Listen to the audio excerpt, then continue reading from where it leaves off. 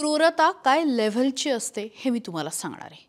बीडमधला एक गुंड वाल्मिक कराडचा उजवा हात गोट्या गीते याचा एक व्हिडिओ समोर आलाय आणि तो बघून अक्षरशः अंगावरती काटा उभा राहतो। इतकी क्रूरता आणि इतक्या उलट्या काळजाची माणसं जगात आहेत असं वाटायला लावणारा हा व्हिडिओ। पहिल्यांदा व्हिडिओ बघा। राम नाम सत्य है। राम नाम सत्य है।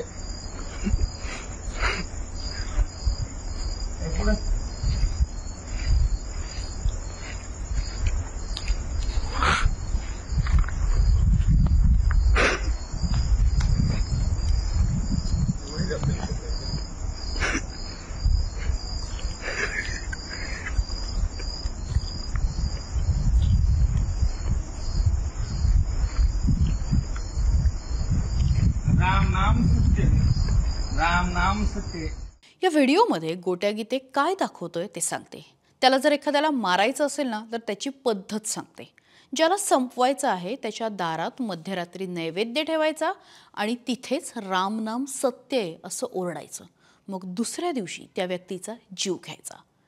गोट्या गीतेने बीड जिल्ह्यातल्या अनेकांना संपवलंय असं सुरेश दशांसह अनेकांनी सांगितलेलं आहे। पण हा व्हिडिओ म्हणजे क्रूरतेची परिसीमा आहे। हा गोट्या गीते नेमका कोण बघूया। ज्ञानोबा मारुती गीते असं त्याचं नाव आहे। वाल्मिकचा राईट हँड म्हणून ओळखला जातो। परळीतल्या नंदागौळ या गावचा रहिवासी असून सराईत गुन्हेगार आहे। 15 वर्षापासून त्याच्यावरती परळी, परभणी, लातूर, बीड, पिंपरी चिंचवड अशा अनेक ठिकाणी गुन्हे दाखल आहेत। असं म्हणतं की तो बंदुका पुरवतो। बीडमध्ये अनेकांच्या कमरेला ज्या बंदुका दिसतात त्या गोट्या गीतेनेच पुरवलेल्या आहेत।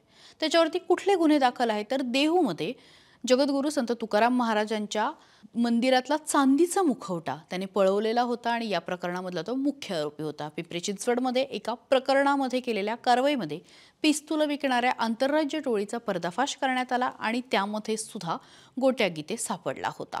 इतकंच नाही तर यावर्षी बीडच्या केज तालुक्यातल्या एका पोलीस ठाण्यावरती त्याच्यावरती हत्या प्रकरणाचा गुन्हा दाखल झालेला आहे। परळी शहर आणि ग्रामीण भागात चोरी, घरफोडीचे अनेक गुन्हे त्याच्यावरती दाखल आहेत।